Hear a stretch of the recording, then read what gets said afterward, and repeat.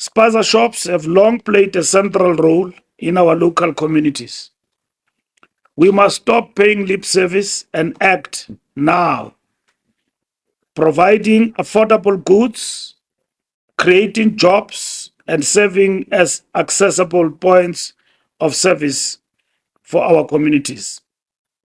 Their significance, especially in underserved areas, cannot be overstated. However, the rise in cases of foodborne illnesses, particularly affecting children, calls for immediate intervention.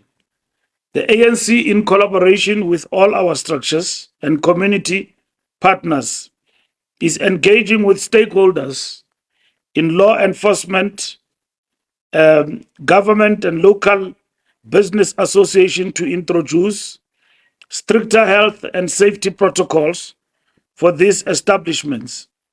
We're exploring the development of a tailored local bylaws to better regulate spaza shop operations and ensure public health is prioritized. The ANC has recently submitted its initial input to the Electoral Systems Panel, which is tasked with exploring electoral system options for future national and provincial elections. Our submission reflects our commitment to the principles of the Freedom Charter and our enduring dedication to democracy. We believe firmly in the principle that the people shall govern and that no government is legitimate unless it's based on the will of the people. The proportional representation electoral system has served South Africa well for over 3 decades, fostering an inclusive representative government that reflects the diversity of our society. This system has enabled fair representation for various social groups, including women, youth, LGBTIQI+ communities, and persons with disabilities. In 2024 alone, 55 political parties contested the national ballot, with 18 securing parliamentary seats, underscoring our nation's open and democratic spirit. The ANC submission emphasizes the importance of maintaining accountability, diversity, and transparency in any potential reforms. As we explore options with the Electoral Systems Panel, we'll continue to advocate for a system that reflects the values and aspirations of the South African people. The ANC will actively engage in this process, aligning our contributions with public feedback and democratic principles. Tomorrow, the 8th of November, the ANC will host the Walking with the People's Walk in Tshwane, uniting and mobilizing citizens around a people-centered agenda. With an expected participation of many people, individuals from diverse communities. The walk aims to reinforce the people's mandate for transformative policies that prioritize service delivery, economic transformation, and tangible benefits for the people. The walk reflects our commitment to engaging with communities directly, ensuring their voices continue to guide our efforts. The ANC recognizes that our legitimacy is grounded in the trust and confidence of the people. This walk is a demonstration of our solidarity and resolve to address community concerns with accountability and dedication. Together, we advance our shared vision for inclusive, prosperous South Africa. This will take place in Tshwane tomorrow. As you know, that ANC have formed part of a government coalition in Tshwane, and we want to say to our representatives, serve our people with dedication and ensure that we deliver for our people in Tshwane as one of the reasons that have led, in particular, to the collapse of government and government services, particularly in the constituencies that we serve. The ANC acknowledges the concerns raised by the South African Communist Party and reaffirms the value of our long-standing alliance within the tripartite alliance. However, we have noted the recent public statements by the SACP General Secretary Comrade Soli Mapaila, which appear to challenge ANC leadership and particularly target President Cyril Ramaphosa. While the ANC respects the SACP as a key ally, we believe that the differences within the alliance should be managed internally with the appropriate decorum, honoring our shared history and revolutionary principles. Comrade Soli Mapaila seems to be attacking the ANC and putting it, in particular its leadership, isolating the president in the realm of the enemy camp, not even opponents. That is worrisome for the African National Congress. We are having a scheduled bilateral meeting with the South African Communist Party. We wish to not dictate the Communist Party's dissent on the question of the government of national unity. But the perpetual attack and campaign to annihilate, to a certain extent, the leadership of the African National Congress and deface the face of the ANC leadership led by the president is worrisome to the African National Congress. The ANC-SACP alliance is rooted in a mutual commitment to the national democratic revolution and a free, non-racial, non-sexist democratic South Africa. We remain committed to addressing differences constructively, following the example set by revolutionary leaders such as Comrade Chris Hani, who valued unity and strategic compromise in advancing the people's interest. The ANC will meet with the SACP leadership to clarify whether recent statements reflect the official stance of the SACP or personal views of Comrade Soli Mapaila.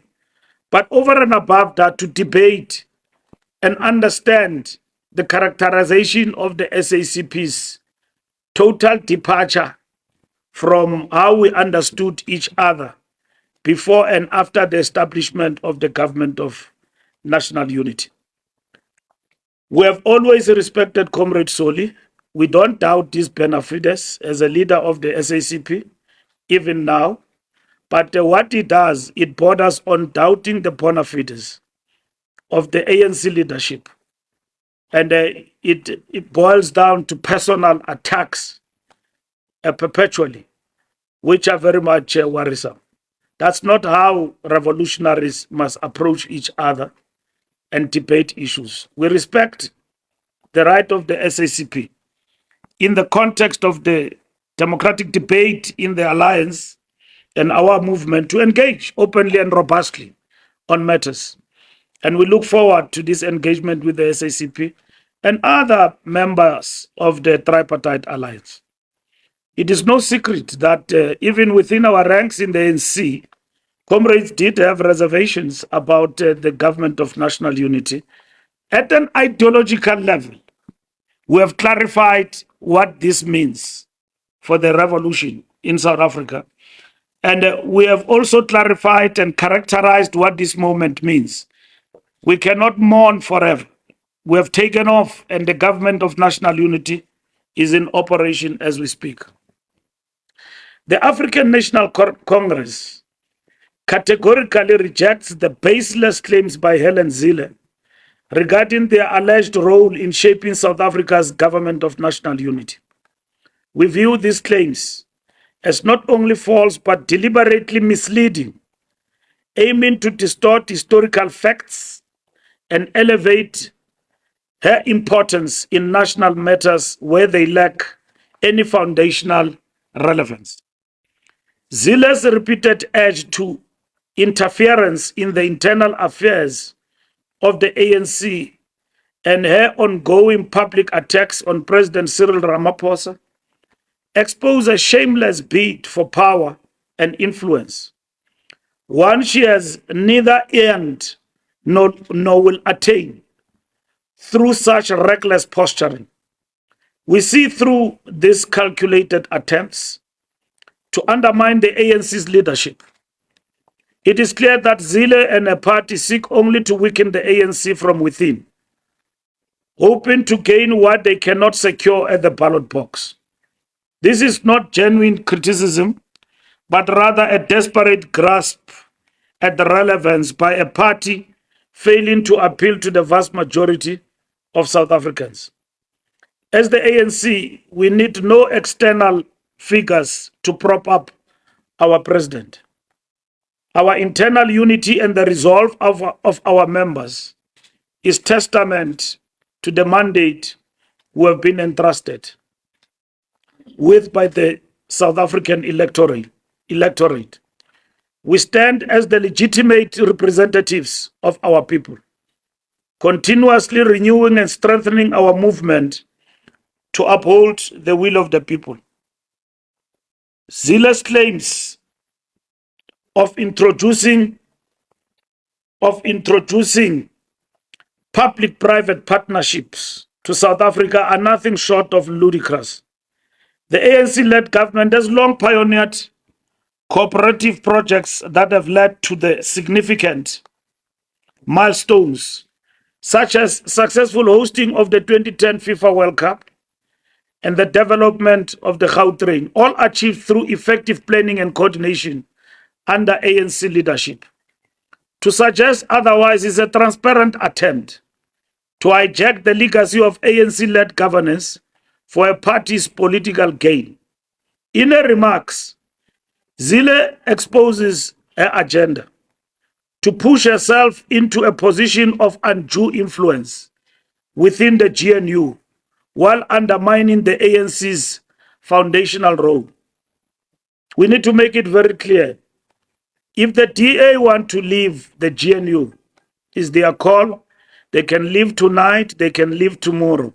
Anytime they want to leave or they wish to leave, they can go. This divisive narrative lacks both historical truth and relevance to our current transformation efforts. Her intent is clear: to delegitimize the ANC's leadership and derail the transformative projects that are central to our national democratic revolution. However, these tactics will not deter us. The ANC remains resolute in delivering on its commitments, including the national health insurance rollout, strengthening social cohesion through the Bella Act, and attracting investments to build a thriving economy for all South Africans. Her attempts to portray herself as influential in our country's future. The reality is that South Africans have repeatedly chosen the ANC to lead, a mandate reaffirmed through democratic processes. Zille's conduct is a vivid reminder of her own deep-seated racial biases and a divisive agenda that attempts to exploit identity politics rather than foster genuine unity.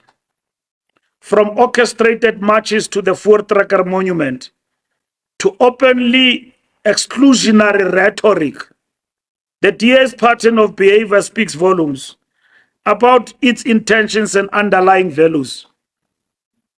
They march to Voortrekker Hoogte with an old flag and old colors in a democratic South Africa. They proudly stood there in a democratic South Africa with the backward forces in the name of fighting for what is good. As the ANC, we remain steadfast in our mission to serve all South Africans with all policies that address our country's real structural challenges. Zille's opportunism and identity-based divisions are a dangerous diversion, one that undermines the very fabric of our democracy and perpetuates The inequalities we are determined to eliminate. South Africans entrusted the ANC with a mandate to lead the GNU, and we will fulfill this responsibility with integrity, vision, and unwavering commitment to social justice. With our 40%, 6 million South Africans who have voted for us, we are in no mercy of everyone, Helen Zille, or anyone for that matter. We chose the path of the government of national unity, not because we did not have options. We chose the path of the government of national unity because we prioritized South Africa first. We prioritized our people. We prioritized stability for this country. And that is why we prioritize government of national unity. We invited everybody, not only the DA, and the DA wanted grand coalition. They wanted that, and we opted for GNU. And we can elaborate in the Q&A once and once again and repeat ourselves.